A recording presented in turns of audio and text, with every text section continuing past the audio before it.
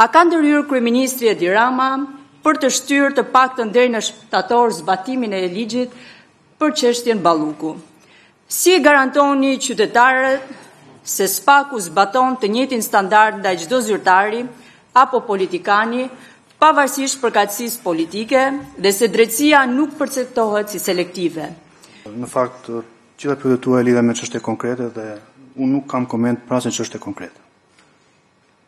Secili person që ka një proces gjyqësor, kushdo qoftë ai, ka të drejtën që të kundërshtojë vendimarrjet e SPAK-ut, ka të drejtën të dëgjohet gjykat, dhe është gjykata që ka kompetencën të përcaktojë çfarë është e drejtë dhe çfarë është e gabuar. Kundër të vendimit të gjykatës, ekziston edhe ankimin e gjykatave më të larta.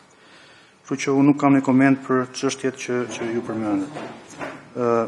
Për sa i përket ndërhyrjeve të kryeministrit, nëse ju mendoni, nëse keni prova, paraqiteni ato për ndjekje penale në organin kompetent. Unë qëndroj të njëjtin mendim që janë të gjithë barabartë para ligjit. Edhe kam bindje këtë gjë. Për çështjet e tjera që u pyetët për lidhur me Bashkinë Kurbin apo rindërtim, nuk mund të as konfirmoj, as të mohoj ecurinë e hetimeve, dhe as të diskutoj se nuk është as vendi në këtë komision.